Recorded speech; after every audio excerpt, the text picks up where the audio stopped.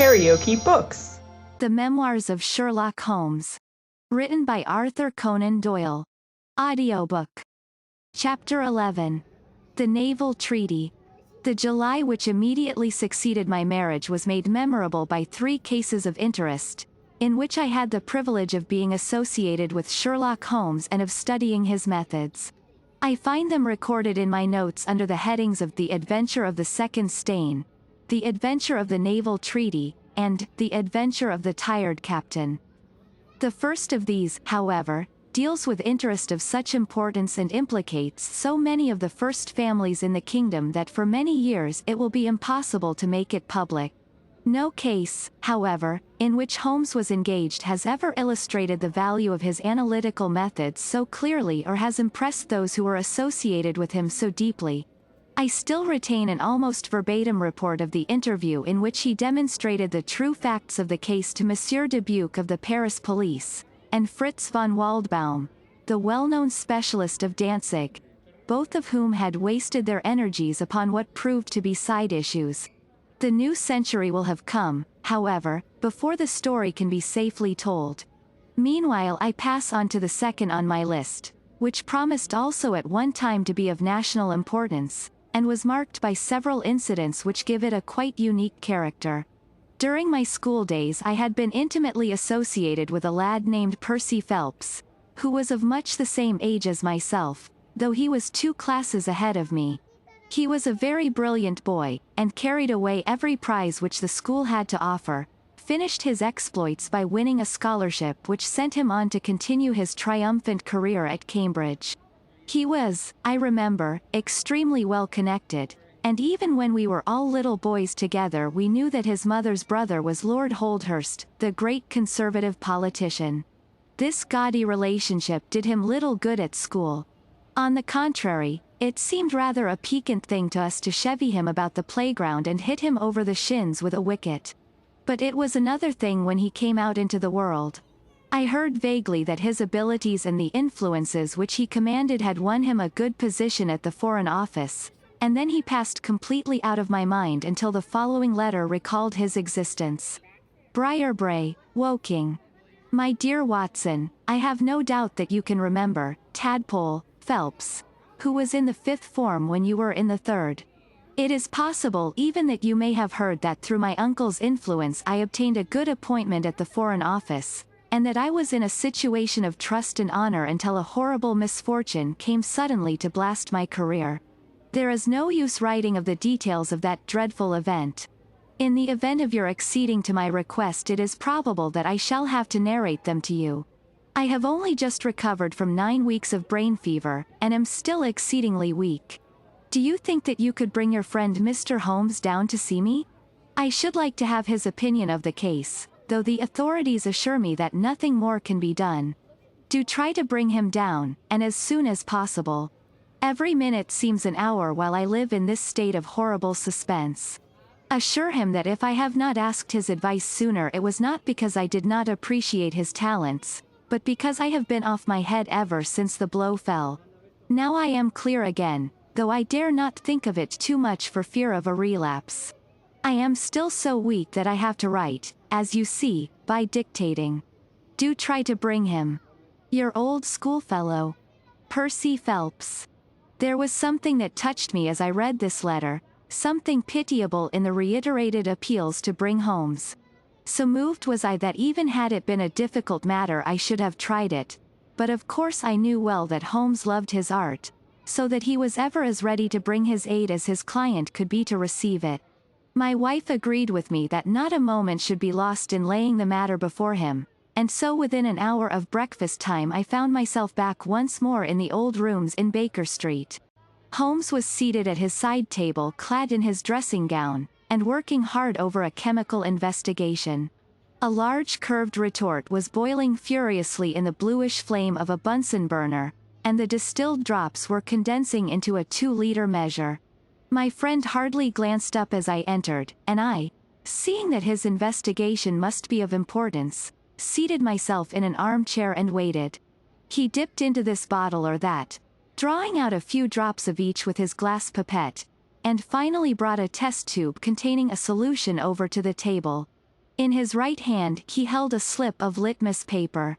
"You come at a crisis, Watson," said he. "If this paper remains blue, all is well. If it turns red, it means a man's life." He dipped it into the test tube and it flushed at once into a dull, dirty crimson. "Hum. I thought as much," he cried. "I will be at your service in an instant, Watson. You will find tobacco in the Persian slipper." He turned to his desk and scribbled off several telegrams, which were handed over to the page boy. Then he threw himself down into the chair opposite, and drew up his knees until his fingers clasped round his long, thin shins. "A very commonplace little murder," said he. "You've got something better, I fancy. You are the stormy petrel of crime, Watson." "What is it?" I handed him the letter, which he read with the most concentrated attention. "It does not tell us very much, does it?" he remarked, as he handed it back to me. "Hardly anything. And yet the writing is of interest." "But the writing is not his own." "Precisely. It is a woman's." "A man's surely," I cried. "No, a woman's, and a woman of rare character. You see, at the commencement of an investigation it is something to know that your client is in close contact with someone who, for good or evil, has an exceptional nature. My interest is already awakened in the case. If you are ready we will start at once for Woking, and see this diplomatist who is in such evil case, and the lady to whom he dictates his letters." We were fortunate enough to catch an early train at Waterloo, and in a little under an hour we found ourselves among the fir woods and the heather of Woking.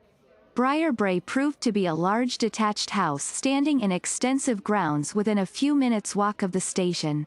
On sending in our cards we were shown into an elegantly appointed drawing room, where we were joined in a few minutes by a rather stout man who received us with much hospitality. His age may have been nearer 40 than 30, but his cheeks were so ruddy and his eyes so merry that he still conveyed the impression of a plump and mischievous boy. "I am so glad that you have come," said he, shaking our hands with effusion. "Percy has been inquiring for you all morning." "Ah, poor old chap, he clings to any straw. His father and his mother asked me to see you, for the mere mention of the subject is very painful to them." "We have had no details yet," observed Holmes. "I perceive that you are not yourself a member of the family." Our acquaintance looked surprised, and then, glancing down, he began to laugh. "Of course you saw the J.H. monogram on my locket," said he. "For a moment I thought you had done something clever. Joseph Harrison is my name, and as Percy is to marry my sister Annie I shall at least be a relation by marriage.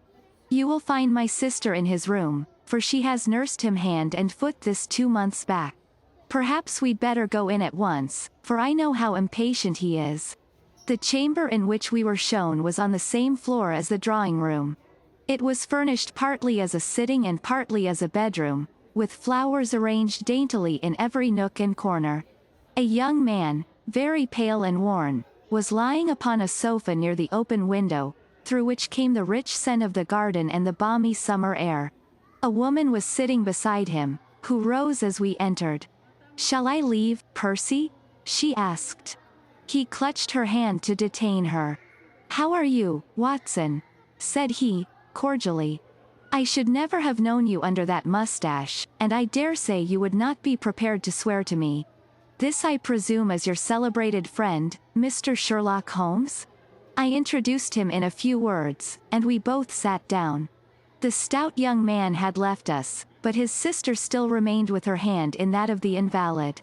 She was a striking-looking woman, a little short and thick for symmetry, but with a beautiful olive complexion, large, dark, Italian eyes, and a wealth of deep black hair.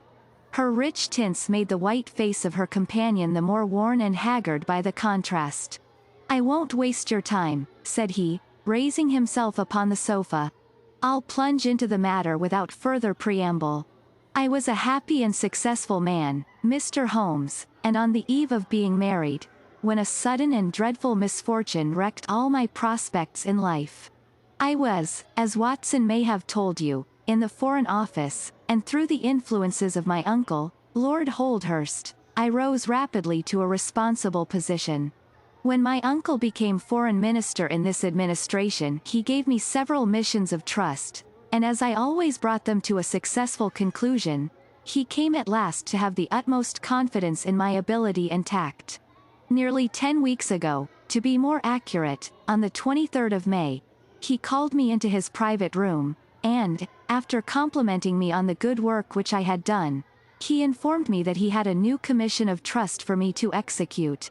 This, said he, taking a grey roll of paper from his bureau, is the original of that secret treaty between England and Italy of which, I regret to say, some rumours have already got into the public press. It is of enormous importance that nothing further should leak out. The French or the Russian embassy would pay an immense sum to learn the contents of these papers. They should not leave my bureau were it not that it is absolutely necessary to have them copied. You have a desk in your office?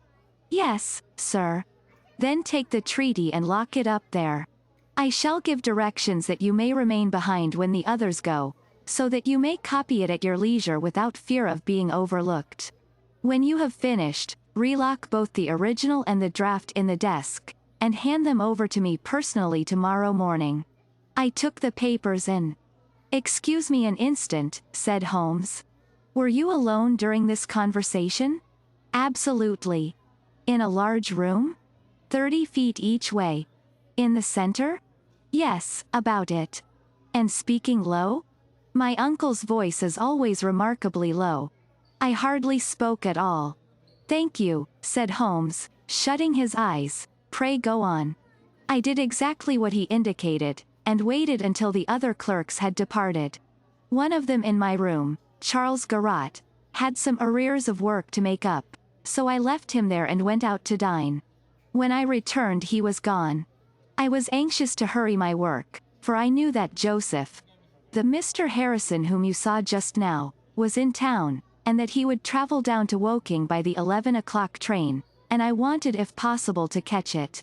When I came to examine the treaty I saw at once that it was of such importance that my uncle had been guilty of no exaggeration in what he had said. Without going into details, I may say that it defined the position of Great Britain towards the Triple Alliance, and foreshadowed the policy which this country would pursue in the event of the French fleet gaining a complete ascendancy over that of Italy in the Mediterranean. The questions treated in it were purely naval. At the end were the signatures of the high dignitaries who had signed it. I glanced my eyes over it, and then settled down to my task of copying. It was a long document, written in the French language, and containing 26 separate articles. I copied as quickly as I could, but at 9 o'clock I had only done 9 articles, and it seemed hopeless for me to attempt to catch my train. I was feeling drowsy and stupid, partly from my dinner and also from the effects of a long day's work. A cup of coffee would clear my brain. A commissionaire remains all night in a little lodge at the foot of the stairs, and is in the habit of making coffee at his spirit lamp for any of the officials who may be working overtime. I rang the bell, therefore, to summon him. To my surprise, it was a woman who answered the summons, a large, coarse-faced, elderly woman, in an apron. She explained that she was the commissionaire's wife, who did the charring, and I gave her the order for the coffee. I wrote 2 more articles and then, feeling more drowsy than ever, I rose and walked up and down the room to stretch my legs. My coffee had not yet come, and I wondered what the cause of the delay could be. Opening the door, I started down the corridor to find out. There was a straight passage, dimly lighted, which led from the room in which I had been working, and was the only exit from it. It ended in a curving staircase, with the commissionaire's lodge in the passage at the bottom. Halfway down this staircase is a small landing, with another passage running into it at right angles. This second one leads by means of a second small stair to a side door, used by servants, and also as a short cut by clerks when coming from Charles Street. Here is a rough chart of the place. Thank you. I think that I quite follow you, said Sherlock Holmes. It is of the utmost importance that you should notice this point. I went down the stairs and into the hall, where I found the commissionaire fast asleep in his box, with the kettle boiling furiously upon the spirit lamp. I took off the kettle and blew out the lamp, for the water was spurting over the floor. Then I put out my hand and was about to shake the man, who was still sleeping soundly, when a bell over his head rang loudly, and he woke with a start. "Mr. Phelps, sir," said he, looking at me in bewilderment. "I came down to see if my coffee was ready. I was boiling the kettle when I fell asleep, sir." He looked at me and then up at the still quivering bell with an ever-growing astonishment upon his face. "If you was here, sir, then who rang the bell?" he asked. "The bell," I cried. "What bell is it?" "It's the bell of the room you were working in." A cold hand seemed to close round my heart. Someone, then, was in that room where my precious treaty lay upon the table. I ran frantically up the stairs and along the passage. There was no one in the corridors, Mr. Holmes. There was no one in the room. All was exactly as I left it, save only that the papers which had been committed to my care had been taken from the desk on which they lay. The copy was there, and the original was gone. Holmes sat up in his chair and rubbed his hands. I could see that the problem was entirely to his heart. "Pray, what did you do then?" he murmured. I recognized in an instant that the thief must have come up the stairs from the side door. Of course I must have met him if he had come the other way. "You were satisfied that he could not have been concealed in the room all the time, or in the corridor which you have just described as dimly lighted?" "It is absolutely impossible. A rat could not conceal himself either in the room or the corridor. There is no cover at all." "Thank you. Pray proceed." The commissionaire, seeing by my pale face that something was to be feared, had followed me upstairs. Now we both rushed along the corridor and down the steep steps which led to Charles Street. The door at the bottom was closed, but unlocked. We flung it open and rushed out. I can distinctly remember that as we did so there came 3 chimes from a neighboring clock. It was 10:15. "That is of enormous importance," said Holmes, making a note upon his shirt cuff. The night was very dark, and a thin, warm rain was falling. There was no one in Charles Street, but a great traffic was going on, as usual, in Whitehall, at the extremity. We rushed along the pavement, bareheaded as we were, and at the far corner we found a policeman standing. "A robbery has been committed," I gasped. "A document of immense value has been stolen from the Foreign Office. Has anyone passed this way?" "I have been standing here for a quarter of an hour, sir," said he. "Only one person has passed during that time, a woman, tall and elderly, with a paisley shawl." "Ah, that is only my wife," cried the commissionaire. "Has no one else passed?" "No one." "Then it must be the other way that the thief took," cried the fellow, tugging at my sleeve. But I was not satisfied, and the attempts which he made to draw me away increased my suspicions. "Which way did the woman go?" I cried. "I don't know, sir. I noticed her pass, but I had no special reason for watching her. She seemed to be in a hurry." "How long ago was it?" "Oh, not very many minutes." "Within the last 5? "Well, it could not be more than 5. "You're only wasting your time, sir, and every minute now is of importance," cried the commissionaire. "Take my word for it that my old woman has nothing to do with it, and come down to the other end of the street."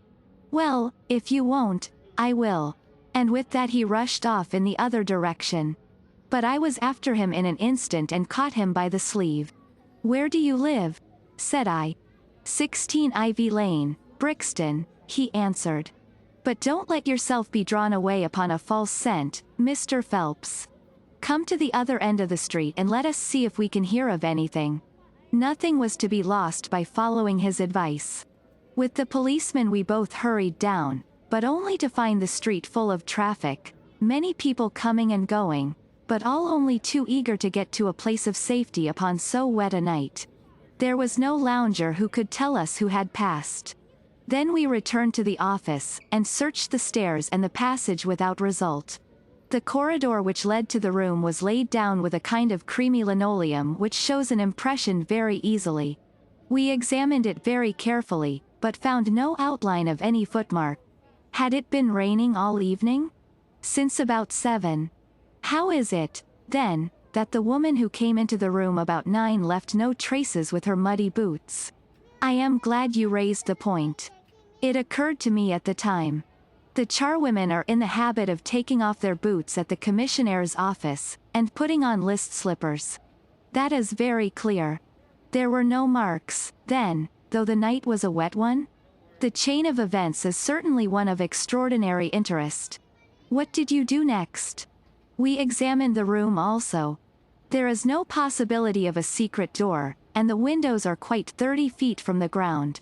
Both of them were fastened on the inside. The carpet prevents any possibility of a trap door, and the ceiling is of the ordinary whitewashed kind. I will pledge my life that whoever stole my papers could only have come through the door. How about the fireplace? They use none. There is a stove. The bell rope hangs from the wire just to the right of my desk. Whoever rang it must have come right up to the desk to do it. But why should any criminal wish to ring the bell? It is a most insoluble mystery. Certainly the incident was unusual. What were your next steps? You examined the room, I presume, to see if the intruder had left any traces, any cigar end or dropped glove or hairpin or other trifle. There was nothing of the sort. No smell? Well, we never thought of that. Ah, a scent of tobacco would have been worth a great deal to us in such an investigation. I never smoke myself, so I think I should have observed it if there had been any smell of tobacco. There was absolutely no clue of any kind. The only tangible fact was that the commissionaire's wife, Mrs. Tangi was the name, had hurried out of the place. He could give no explanation save that it was about the time when the woman always went home. The policeman and I agreed that our best plan would be to seize the woman before she could get rid of the papers, presuming that she had them. The alarm had reached Scotland Yard by this time, and Mr. Forbes, the detective, came round at once and took up the case with a great deal of energy. We hired a hansom, and in half an hour we were at the address which had been given to us. A young woman opened the door, who proved to be Mrs. Tangi's eldest daughter. Her mother had not come back yet, and we were shown into the front room to wait. About 10 minutes later a knock came at the door, and here we made the one serious mistake for which I blame myself. Instead of opening the door ourselves, we allowed the girl to do so. We heard her say, "Mother, there are 2 men in the house waiting to see you," and an instant afterwards we heard the patter of feet rushing down the passage. Forbes flung open the door, and we both ran into the back room or kitchen, but the woman had got there before us. She stared at us with defiant eyes, and then, suddenly recognizing me, an expression of absolute astonishment came over her face. "Why, if it isn't Mr. Phelps, of the office!" she cried. "Come, come. Who did you think we were when you ran away from us?" asked my companion. "I thought you were the brokers," said she. "We have had some trouble with a tradesman." "That's not quite good enough," answered Forbes. "We have reason to believe that you have taken a paper of importance from the Foreign Office, and that you ran in here to dispose of it. You must come back with us to Scotland Yard to be searched." It was in vain that she protested and resisted. A 4-wheeler was brought, and we all 3 drove back in it. We had first made an examination of the kitchen, and especially of the kitchen fire, to see whether she might have made away with the papers during the instant that she was alone. There were no signs, however, of any ashes or scraps. When we reached Scotland Yard she was handed over at once to the female searcher. I waited in an agony of suspense until she came back with her report. There were no signs of the papers. Then for the first time the horror of my situation came in its full force. Hitherto I had been acting, and action had numbed thought. I had been so confident of regaining the treaty at once that I had not dared to think of what would be the consequence if I failed to do so. But now there was nothing more to be done, and I had leisure to realize my position. It was horrible. Watson there would tell you that I was a nervous, sensitive boy at school. It is my nature. I thought of my uncle and of his colleagues in the cabinet, of the shame which I had brought upon him, upon myself, upon everyone connected with me. What though I was the victim of an extraordinary accident? No allowance is made for accidents where diplomatic interests are at stake. I was ruined, shamefully, hopelessly ruined. I don't know what I did. I fancy I must have made a scene. I have a dim recollection of a group of officials who crowded round me, endeavoring to soothe me. One of them drove down with me to Waterloo, and saw me into the Woking train. I believe that he would have come all the way had it not been that Dr. Ferrier, who lives near me, was going down by that very train. The doctor most kindly took charge of me, and it was well he did so, for I had a fit in the station, and before we reached home I was practically a raving maniac. You can imagine the state of things here when they were roused from their beds by the doctor's ringing and found me in this condition. Poor Annie here and my mother were broken-hearted. Dr. Ferrier had just heard enough from the detective at the station to be able to give an idea of what had happened, and his story did not mend matters. It was evident to all that I was in for a long illness, so Joseph was bundled out of this cheery bedroom, and it was turned into a sick room for me. Here I have lain, Mr. Holmes, for over 9 weeks, unconscious, and raving with brain fever. If it had not been for Miss Harrison here and for the doctor's care I should not be speaking to you now. She has nursed me by day and a hired nurse has looked after me by night, for in my mad fits I was capable of anything. Slowly my reason has cleared, but it is only during the last 3 days that my memory has quite returned. Sometimes I wish that it never had. The first thing that I did was to wire to Mr. Forbes, who had the case in hand. He came out, and assures me that, though everything has been done, no trace of a clue has been discovered. The commissioner and his wife have been examined in every way without any light being thrown upon the matter. The suspicions of the police then rested upon young Garrott, who, as you may remember, stayed over time in the office that night. His remaining behind and his French name were really the only 2 points which could suggest suspicion.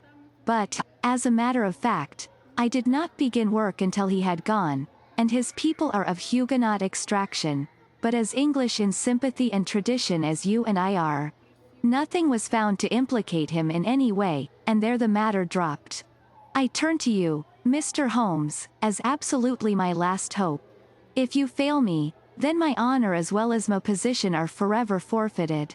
The invalid sank back upon his cushions, tired out by this long recital, while his nurse poured him out a glass of some stimulating medicine.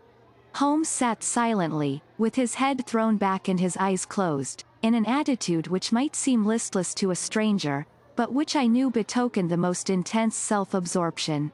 "Your statement has been so explicit," said he at last, "that you have really left me very few questions to ask. There is one of the very utmost importance, however.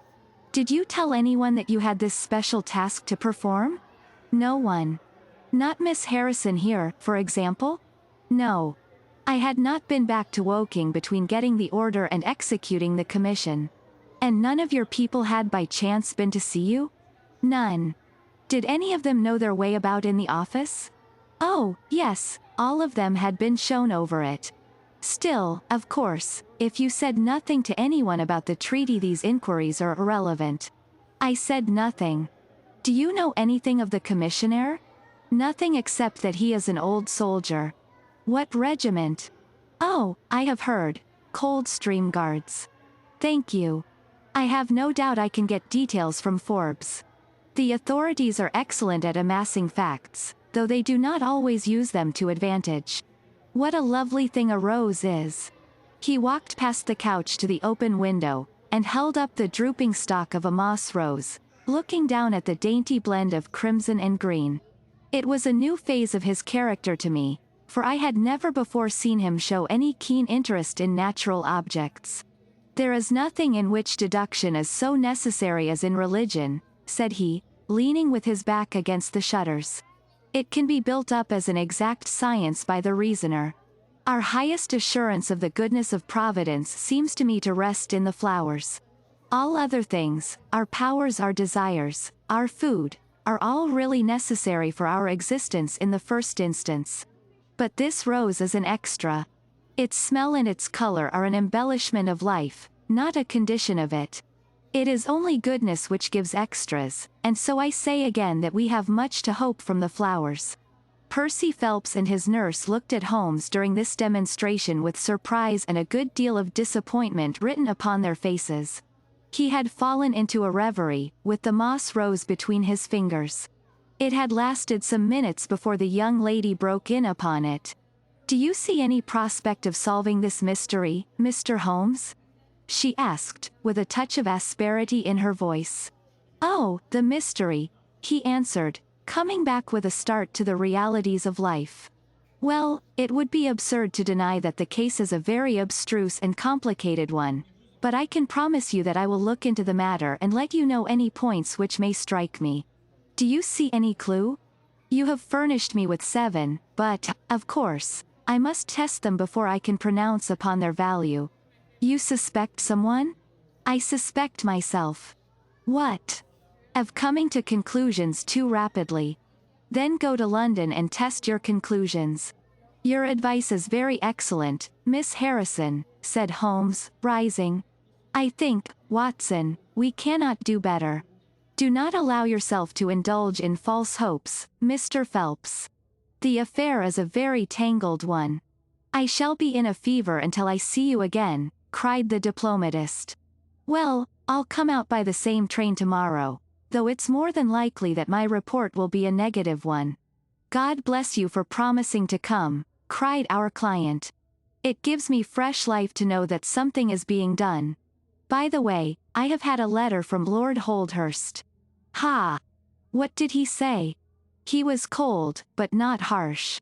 I dare say my severe illness prevented him from being that. He repeated that the matter was of the utmost importance, and added that no steps would be taken about my future, by which he means, of course, my dismissal, until my health was restored and I had an opportunity of repairing my misfortune." "Well, that was reasonable and considerate," said Holmes. "Come, Watson, for we have a good day's work before us in town." Mr. Joseph Harrison drove us down to the station, and we were soon whirling up in a Portsmouth train. Holmes was sunk in profound thought, and hardly opened his mouth until we had passed Clapham Junction. "It's a very cheery thing to come into London by any of these lines which run high, and allow you to look down upon the houses like this." I thought he was joking, for the view was sordid enough, but he soon explained himself.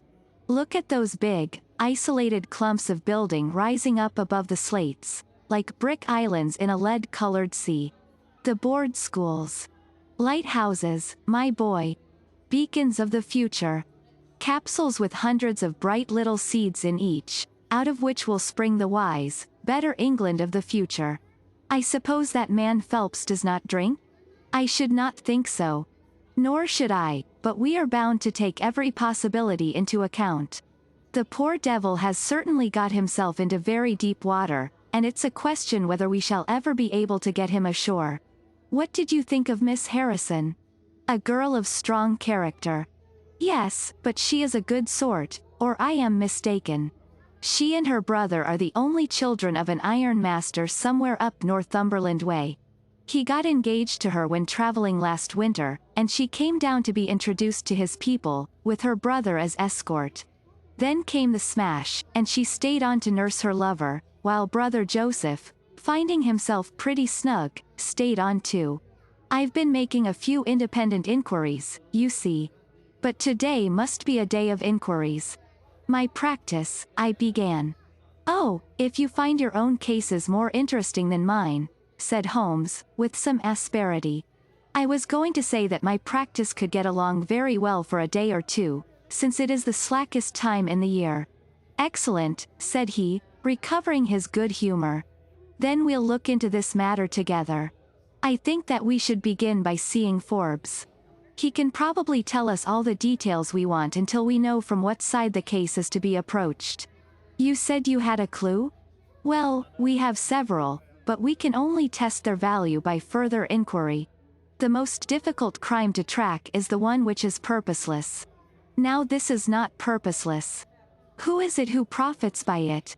There is the French ambassador, there is the Russian, there is whoever might sell it to either of these, and there is Lord Holdhurst." "Lord Holdhurst. Well, it is just conceivable that a statesman might find himself in a position where he was not sorry to have such a document accidentally destroyed. Not a statesman with the honorable record of Lord Holdhurst? It is a possibility and we cannot afford to disregard it. We shall see the noble lord today and find out if he can tell us anything. Meanwhile I have already set inquiries on foot. Already? Yes, I sent wires from Woking Station to every evening paper in London. This advertisement will appear in each of them. He handed over a sheet torn from a notebook. On it was scribbled in pencil. £10 reward. The number of the cab which dropped a fare at or about the door of the Foreign Office in Charles Street at 9:45 in the evening of May 23. Apply 221B, Baker Street. You are confident that the thief came in a cab? If not, there is no harm done. But if Mr. Phelps is correct in stating that there is no hiding place either in the room or the corridors, then the person must have come from outside. If he came from outside on so wet a night, and yet left no trace of damp upon the linoleum, which was examined within a few minutes of his passing, then it is exceeding probable that he came in a cab. Yes, I think that we may safely deduce a cab. It sounds plausible. That is one of the clues of which I spoke. It may lead us to something. And then, of course, there is the bell, which is the most distinctive feature of the case. Why should the bell ring? Was it the thief who did it out of bravado? Or was it someone who was with the thief who did it in order to prevent the crime? Or was it an accident? Or was it? He sank back into the state of intense and silent thought from which he had emerged. But it seemed to me, accustomed as I was to his every mood, that some new possibility had dawned suddenly upon him. It was 3:20 when we reached our terminus, and after a hasty luncheon at the buffet we pushed on at once to Scotland Yard. Holmes had already wired to Forbes, and we found him waiting to receive us, a small, foxy man with a sharp but by no means amiable expression. He was decidedly frigid in his manner to us, especially when he heard the errand upon which we had come. "I've heard of your methods before now, Mr. Holmes," said he, tartly. "You are ready enough to use all the information that the police can lay at your disposal, and then you try to finish the case yourself and bring discredit on them." "On the contrary," said Holmes, "out of my last 53 cases my name has only appeared in 4, and the police have had all the credit in 49. I don't blame you for not knowing this, for you are young and inexperienced, but if you wish to get on in your new duties you will work with me and not against me." "I'd be very glad of a hint or two," said the detective, changing his manner. "I've certainly had no credit from the case so far. What steps have you taken?" "Tangi, the commissionaire, has been shadowed.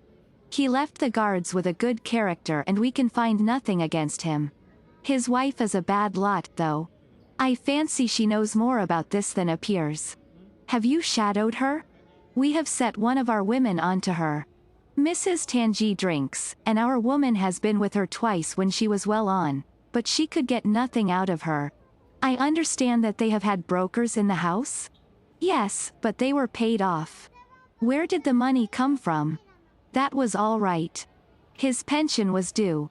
They have not shown any sign of being in funds." "What explanation did she give of having answered the bell when Mr. Phelps rang for the coffee?" "She said that her husband was very tired and she wished to relieve him." "Well, certainly that would agree with his being found a little later asleep in his chair. There is nothing against them then but the woman's character." "Did you ask her why she hurried away that night?" "Her haste attracted the attention of the police constable. She was later than usual and wanted to get home." "Did you point out to her that you and Mr. Phelps, who started at least 20 minutes after her, got home before her?" "She explains that by the difference between a bus and a hansom." "Did she make it clear why, on reaching her house, she ran into the back kitchen?" "Because she had the money there with which to pay off the brokers. She has at least an answer for everything." "Did you ask her whether in leaving she met anyone or saw anyone loitering about Charles Street?" "She saw no one but the constable." "Well, you seem to have cross-examined her pretty thoroughly.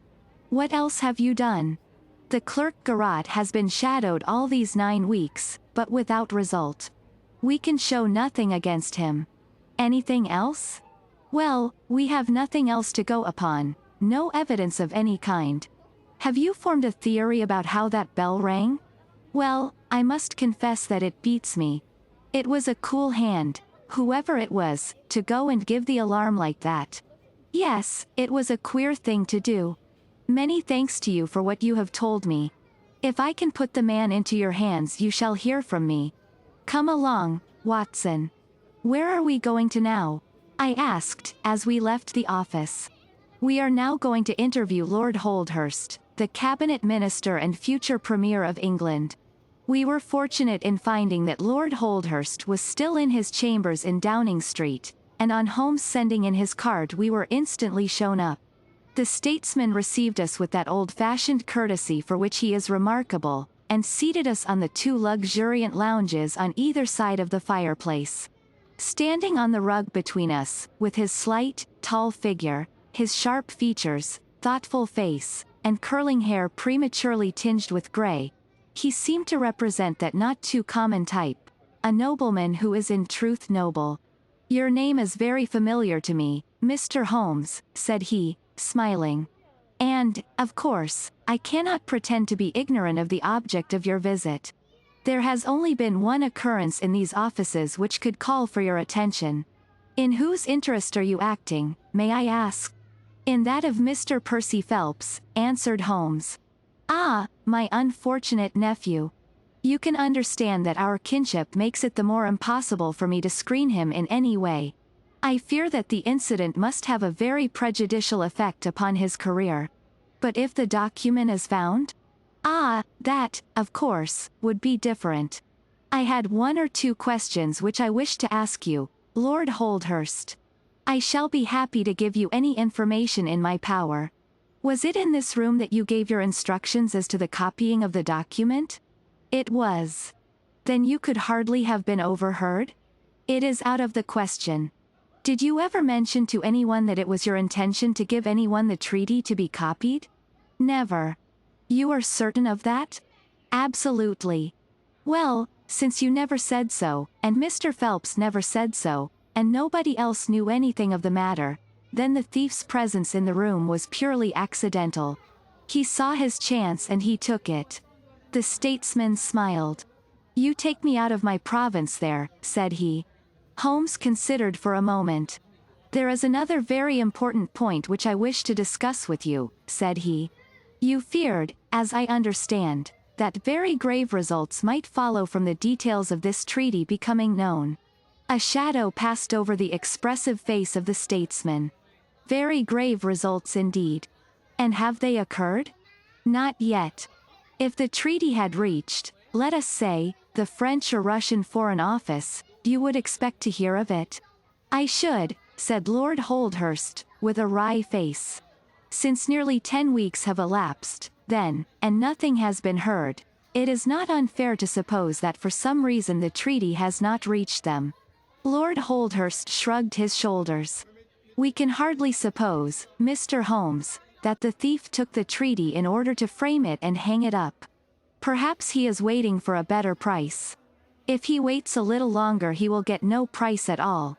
The treaty will cease to be secret in a few months. That is most important, said Holmes. Of course, it is a possible supposition that the thief has had a sudden illness. An attack of brain fever, for example? Asked the statesman, flashing a swift glance at him. I did not say so, said Holmes, imperturbably.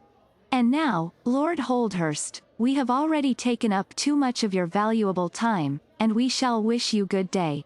Every success to your investigation, be the criminal who it may, answered the nobleman, as he bowed us out the door. He's a fine fellow, said Holmes, as we came out into Whitehall. But he has a struggle to keep up his position. He is far from rich and has many calls. You noticed, of course, that his boots had been resold. Now, Watson, I won't detain you from your legitimate work any longer. I shall do nothing more today, unless I have an answer to my cab advertisement. But I should be extremely obliged to you if you would come down with me to Woking tomorrow, by the same train which we took yesterday.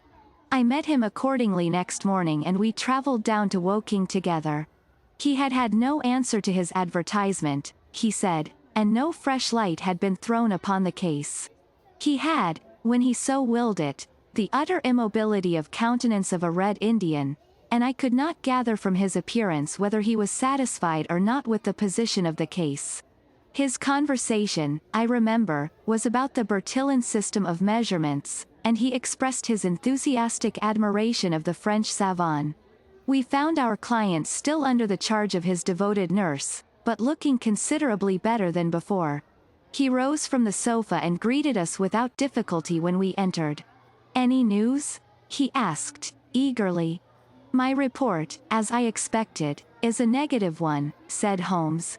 "I have seen Forbes, and I have seen your uncle, and I have set 1 or 2 trains of inquiry upon foot which may lead to something."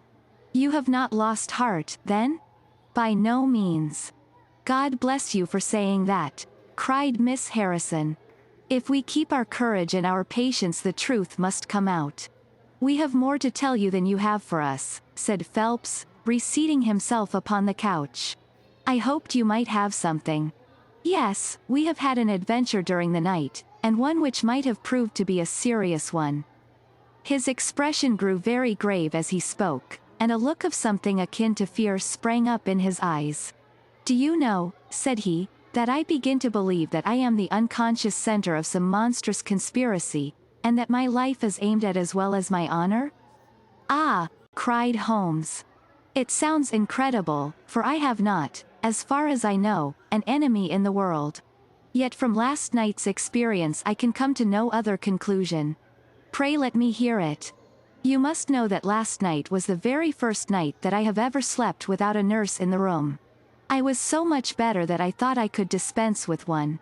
I had a night light burning, however. Well, about 2 in the morning I had sunk into a light sleep when I was suddenly aroused by a slight noise. It was like the sound which a mouse makes when it is gnawing a plank, and I lay listening to it for some time under the impression that it must come from that cause.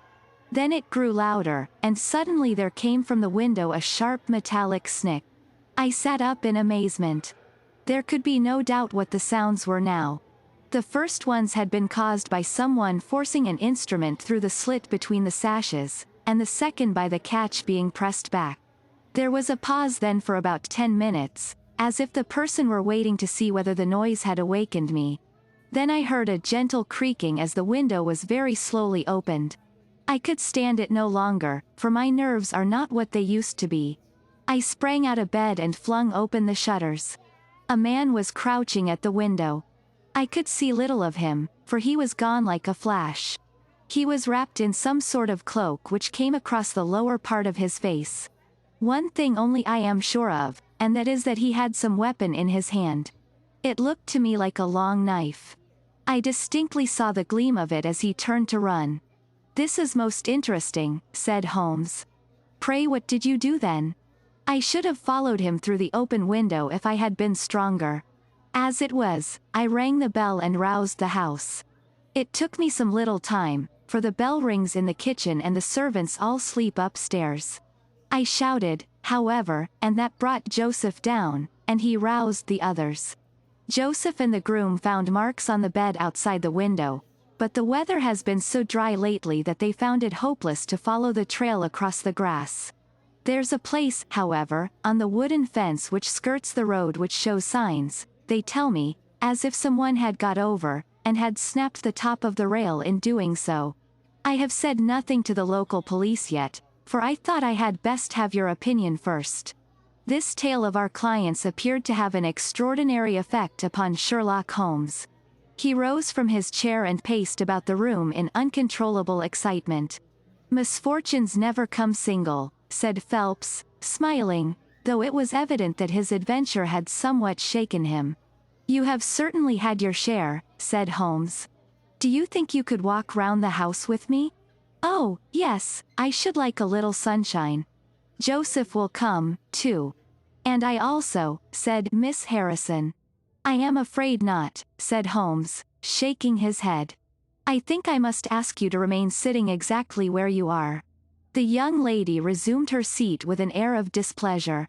Her brother, however, had joined us and we set off all four together. We passed round the lawn to the outside of the young diplomatist's window. There were, as he had said, marks upon the bed, but they were hopelessly blurred and vague. Holmes stopped over them for an instant, and then rose shrugging his shoulders. I don't think anyone could make much of this, said he. Let us go round the house and see why this particular room was chosen by the burglar. I should have thought those larger windows of the drawing room and dining room would have had more attractions for him. They are more visible from the road, suggested Mr. Joseph Harrison. Ah, yes, of course. There is a door here which he might have attempted. What is it for? It is the side entrance for tradespeople.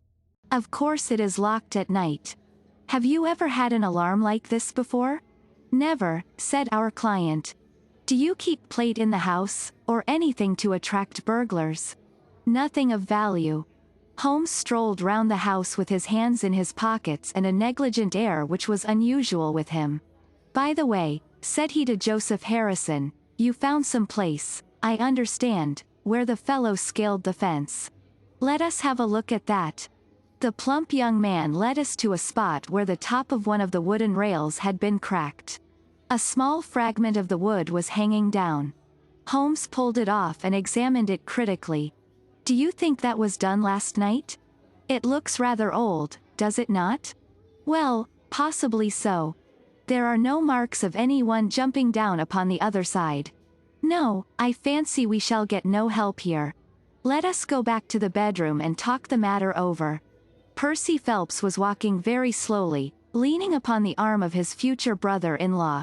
Holmes walked swiftly across the lawn, and we were at the open window of the bedroom long before the others came up. Miss Harrison, said Holmes, speaking with the utmost intensity of manner, you must stay where you are all day. Let nothing prevent you from staying where you are all day. It is of the utmost importance. Certainly, if you wish it, Mr. Holmes, said the girl in astonishment. When you go to bed, lock the door of this room on the outside and keep the key. Promise to do this. But Percy? He will come to London with us. And am I to remain here? It is for his sake. You can serve him.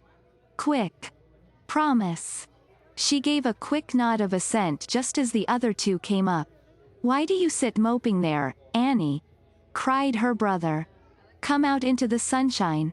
No, thank you, Joseph. I have a slight headache and this room is deliciously cool and soothing. What do you propose now, Mr. Holmes? Asked our client. Well, in investigating this minor affair we must not lose sight of our main inquiry. It would be a very great help to me if you would come up to London with us. At once? Well, as soon as you conveniently can. Say in an hour. I feel quite strong enough, if I can really be of any help. The greatest possible. Perhaps you would like me to stay there tonight? I was just going to propose it. Then, if my friend of the night comes to revisit me, he will find the bird flown. We are all in your hands, Mr. Holmes, and you must tell us exactly what you would like done. Perhaps you would prefer that Joseph came with us so as to look after me? Oh, no, my friend Watson is a medical man, you know, and he'll look after you. We'll have our lunch here, if you will permit us, and then we shall all three set off for town together. It was arranged as he suggested, though Miss Harrison excused herself from leaving the bedroom, in accordance with Holmes's suggestion. What the object of my friend's maneuvers was I could not conceive, unless it were to keep the lady away from Phelps, who, rejoiced by his returning health and by the prospect of action, lunched with us in the dining room. Holmes had a still more startling surprise for us, however, for, after accompanying us down to the station and seeing us into our carriage, he calmly announced that he had no intention of leaving Woking. There are one or two small points which I should desire to clear up before I go, said he. Your absence, Mr. Phelps, will in some ways rather assist me. Watson, when you reach London you would oblige me by driving at once to Baker Street with our friend here, and remaining with him until I see you again. It is fortunate that you are old schoolfellows, as you must have much to talk over. Mr. Phelps can have the spare bedroom tonight, and I will be with you in time for breakfast, for there is a train which will take me into Waterloo at 8. But how about our investigation in London? Asked Phelps, ruefully. We can do that tomorrow. I think that just at present I can be of more immediate use here. You might tell them at Briarbrae that I hope to be back tomorrow night, cried Phelps, as we began to move from the platform. I hardly expect to go back to Briarbrae, answered Holmes, and waved his hand to us cheerily as we shot out from the station. Phelps and I talked it over on our journey, but neither of us could devise a satisfactory reason for this new development. I suppose he wants to find out some clue as to the burglary last night, if a burglar it was. For myself, I don't believe it was an ordinary thief. What is your own idea, then?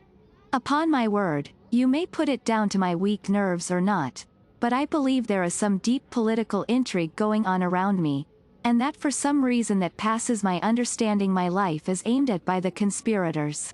It sounds high-flown and absurd, but consider the facts. Why should a thief try to break in at a bedroom window, where there could be no hope of any plunder, and why should he come with a long knife in his hand?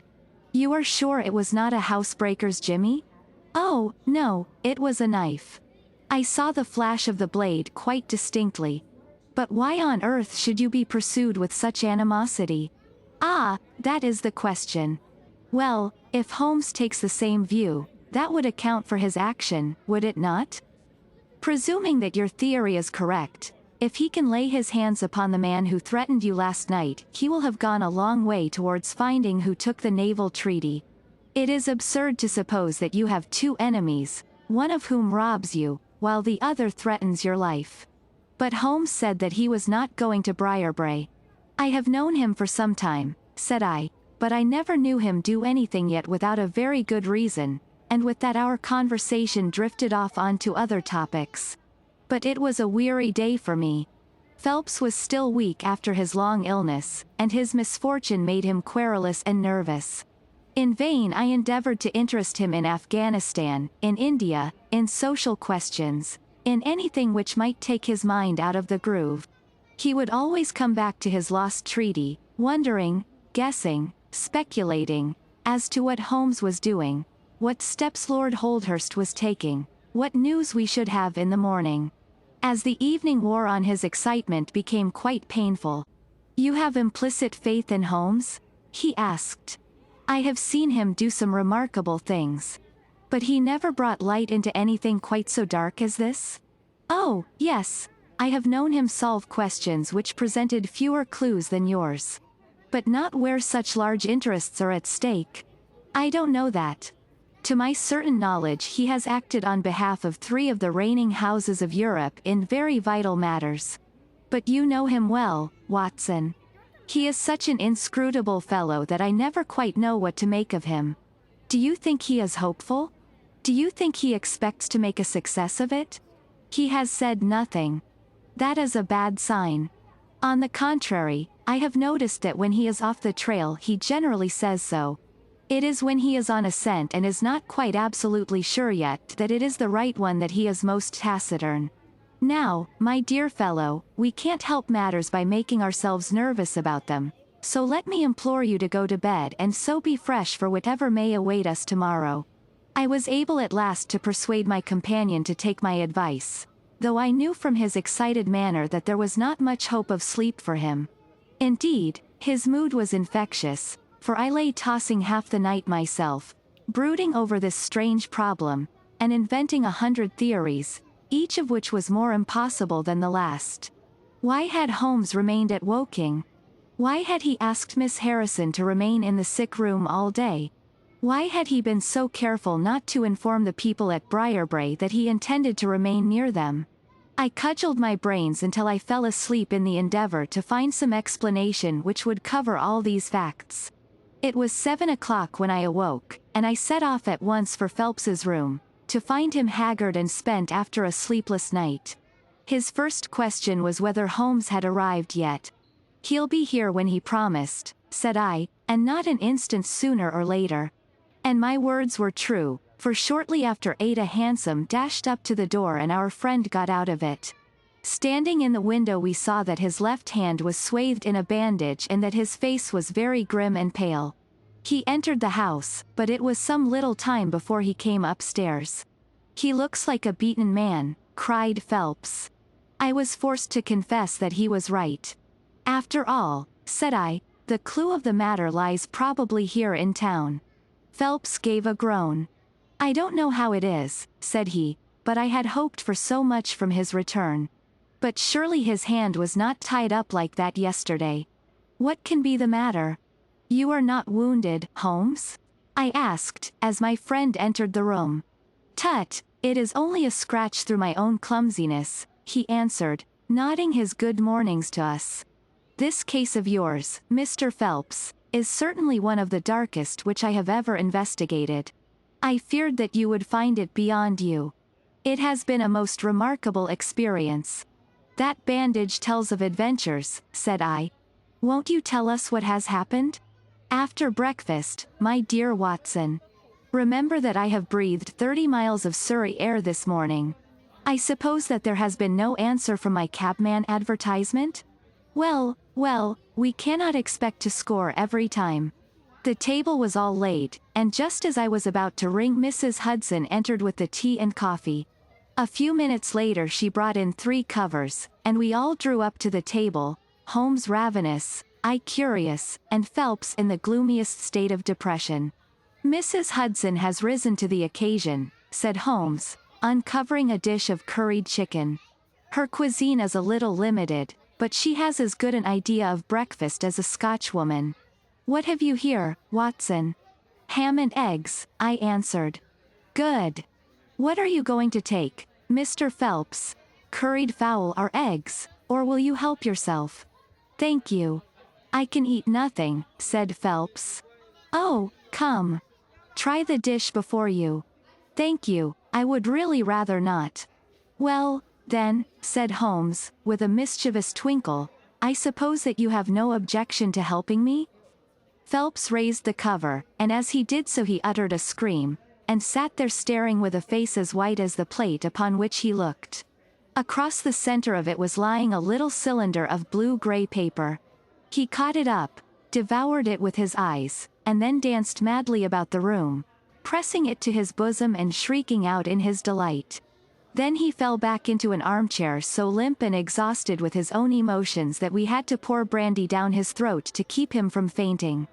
There, said Holmes, soothing, patting him upon the shoulder. "It was too bad to spring it on you like this, but Watson here will tell you that I never can resist a touch of the dramatic." Phelps seized his hand and kissed it. "God bless you," he cried. "You have saved my honor." "Well, my own was at stake, you know," said Holmes. "I assure you it is just as hateful to me to fail in a case as it can be to you to blunder over a commission." Phelps thrust away the precious document into the innermost pocket of his coat. "I have not the heart to interrupt your breakfast any further, and yet I am dying to know how you got it and where it was." Sherlock Holmes swallowed a cup of coffee, and turned his attention to the ham and eggs. Then he rose, lit his pipe, and settled himself down into his chair. "I'll tell you what I did first, and how I came to do it afterwards," said he. "After leaving you at the station I went for a charming walk through some admirable Surrey scenery to a pretty little village called Ripley, where I had my tea at an inn, and took the precaution of filling my flask and of putting a paper of sandwiches in my pocket. There I remained until evening, when I set off for Woking again, and found myself in the high road outside Briarbrae just after sunset. Well, I waited until the road was clear. It is never a very frequented one at any time, I fancy, and then I clambered over the fence into the grounds." "Surely the gate was open," ejaculated Phelps. "Yes, but I have a peculiar taste in these matters. I chose the place where the 3 fir trees stand, and behind their screen I got over without the least chance of anyone in the house being able to see me. I crouched down among the bushes on the other side, and crawled from one to the other, witness the disreputable state of my trouser knees, until I had reached the clump of rhododendrons just opposite to your bedroom window. There I squatted down and awaited developments. The blind was not down in your room, and I could see Miss Harrison sitting there reading by the table. It was 10:15 when she closed her book, fastened the shutters, and retired. I heard her shut the door, and felt quite sure that she had turned the key in the lock. The key? Ejaculated Phelps. Yes, I had given Miss Harrison instructions to lock the door on the outside and take the key with her when she went to bed. She carried out every one of my injunctions to the letter, and certainly without her cooperation you would not have that paper in your coat pocket. She departed then and the lights went out, and I was left squatting in the rhododendron bush. The night was fine, but still it was a very weary vigil. Of course it has the sort of excitement about it that the sportsman feels when he lies beside the watercourse and waits for the big game. It was very long, though, almost as long, Watson, as when you and I waited in that deadly room when we looked into the little problem of the speckled band. There was a church clock down at Woking which struck the quarters, and I thought more than once that it had stopped. At last, however, about 2 in the morning, I suddenly heard the gentle sound of a bolt being pushed back and the creaking of a key. A moment later the servant's door was opened, and Mr. Joseph Harrison stepped out into the moonlight. "Joseph!" ejaculated Phelps. He was bareheaded, but he had a black coat thrown over his shoulder so that he could conceal his face in an instant if there were any alarm. He walked on tiptoe under the shadow of the wall, and when he reached the window he worked a long-bladed knife through the sash and pushed back the catch. Then he flung open the window, and putting his knife through the crack in the shutters, he thrust the bar up and swung them open. From where I lay I had a perfect view of the inside of the room and of every one of his movements. He lit the 2 candles which stood upon the mantelpiece, and then he proceeded to turn back the corner of the carpet in the neighborhood of the door.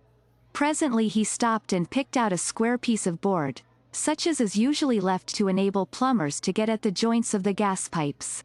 This one covered, as a matter of fact, the T-joint which gives off the pipe which supplies the kitchen underneath.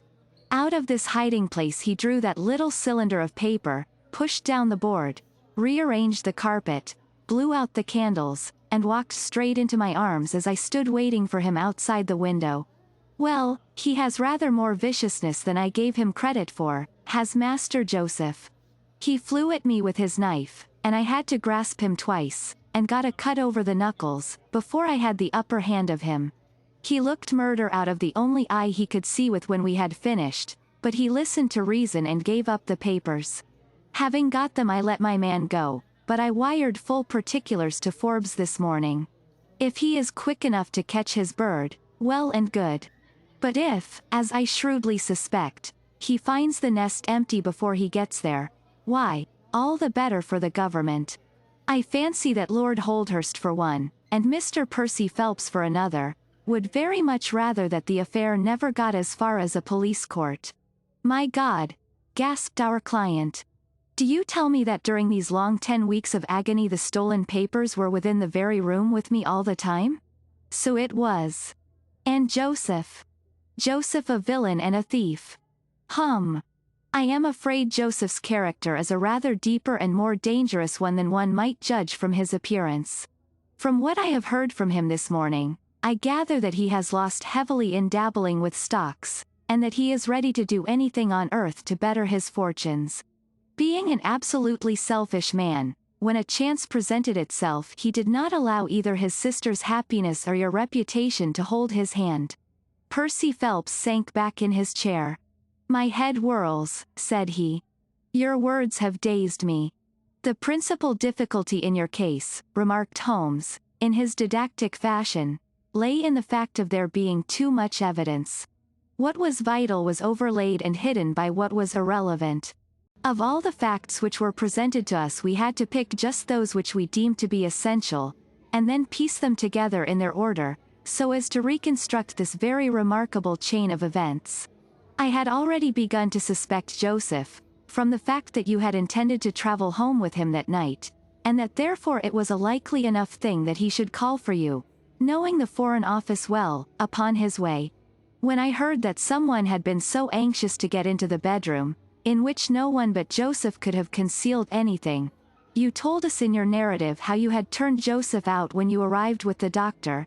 My suspicions all changed to certainties, especially as the attempt was made on the first night upon which the nurse was absent, showing that the intruder was well acquainted with the ways of the house. How blind I have been! The facts of the case, as far as I have worked them out, are these. This Joseph Harrison entered the office through the Charles Street door, and knowing his way he walked straight into your room the instant after you left it. Finding no one there, he promptly rang the bell, and at the instant that he did so his eyes caught the paper upon the table. A glance showed him that chance had put in his way a state document of immense value, and in an instant he had thrust it into his pocket and was gone. A few minutes elapsed, as you remember, before the sleepy commissionaire drew your attention to the bell, and those were just enough to give the thief time to make his escape. He made his way to Woking by the first train, and having examined his booty and assured himself that it really was of immense value, he had concealed it in what he thought was a very safe place, with the intention of taking it out again in a day or two, and carrying it to the French embassy, or wherever he thought that a long price was to be had. Then came your sudden return. He, without a moment's warning, was bundled out of his room, and from that time onward there were always at least two of you there to prevent him from regaining his treasure. The situation to him must have been a maddening one. But at last he thought he saw his chance. He tried to steal in, but was baffled by your wakefulness. You remember that you did not take your usual draught that night. I remember. I fancy that he had taken steps to make that draught efficacious, and that he quite relied upon your being unconscious. Of course, I understood that he would repeat the attempt whenever it could be done with safety. Your leaving the room gave him the chance he wanted. I kept Miss Harrison in it all day so that he might not anticipate us. Then, having given him the idea that the coast was clear, I kept guard as I have described. I already knew that the papers were probably in the room, but I had no desire to rip up all the planking and skirting in search of them. I let him take them, therefore, from the hiding place, and so saved myself an infinity of trouble. Is there any other point which I can make clear? Why did he try the window on the first occasion, I asked, when he might have entered by the door? In reaching the door he would have to pass 7 bedrooms. On the other hand, he could get out onto the lawn with ease. Anything else? You do not think, asked Phelps, that he had any murderous intention? The knife was only meant as a tool. It may be so, answered Holmes, shrugging his shoulders. I can only say for certain that Mr. Joseph Harrison is a gentleman to whose mercy I should be extremely unwilling to trust. If you liked what you heard, please subscribe to the channel.